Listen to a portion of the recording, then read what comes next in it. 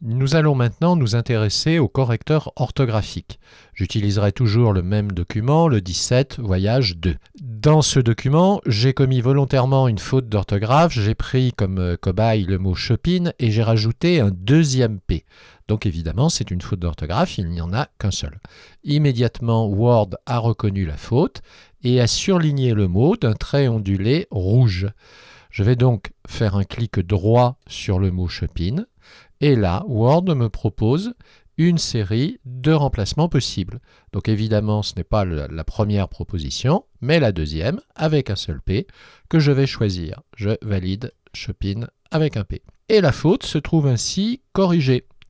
Alors, vous observez par ailleurs que j'ai le mot Monastier, un nom de ville, qu'on retrouve à plusieurs reprises dans le document, et à chaque fois, il est surligné. Word ne connaît sans doute pas cette ville dans son dictionnaire. Vous pourriez faire un clic droit sur le mot Monastier. Vous avez des propositions de remplacement, mais comme je ne souhaite pas le remplacer, une bonne solution sera de dire que vous souhaitez l'ajouter au dictionnaire. Et désormais, ce mot sera accepté par Word. Il ne sera plus reconnu comme une faute d'orthographe. Alors ici, je ne le fais pas tout de suite, car je vais vous proposer une deuxième méthode.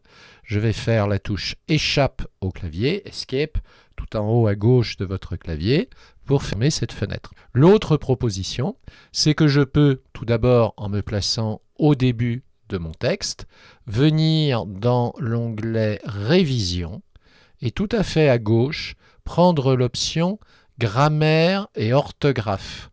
Et là, le volet d'orthographe vient de s'ouvrir sur la droite et Word va parcourir l'ensemble du document de faute en faute. Donc le trait rouge ondulé, c'est une faute d'orthographe. Il a repéré le mot monastier. Je vais lui dire non pas d'ignorer une fois, sinon il signalerait aussi les autres occurrences, mais je vais lui dire d'ignorer tout, car je souhaite incorporer ce mot à mon dictionnaire. Voilà. Donc maintenant, monastier n'est plus une faute. Là, deuxième étape, il continue et ce n'est pas une faute d'orthographe, mais une faute de grammaire, l'anomalie suivante. Effectivement, il a surligné de bleu le mot délicieuse. Surligné de bleu, ça veut dire il n'y a pas de faute d'orthographe, mais il y a une faute de grammaire, un mauvais accord, un mauvais usage du mot.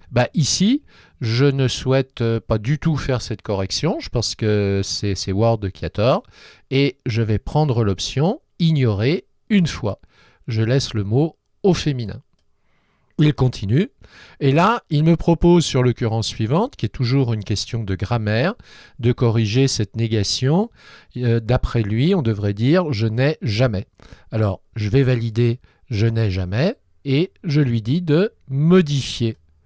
Et le texte est remplacé. Et voilà, et il va continuer sur l'ensemble du texte. Évidemment, tous les noms propres tombent en erreur, en faute d'orthographe. Je lui signalerai donc d'ignorer tout sur chaque nom propre.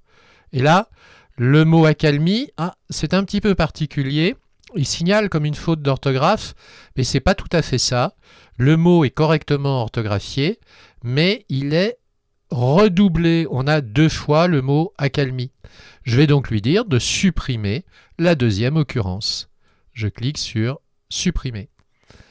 Et il continue sa proposition suivante. Eut-on, je pense que c'est tout à fait normal. Je vais donc lui dire d'ignorer une fois. Voilà, et là, ça y est, il me signale que la vérification grammaticale et orthographique est terminée. Je peux valider par OK.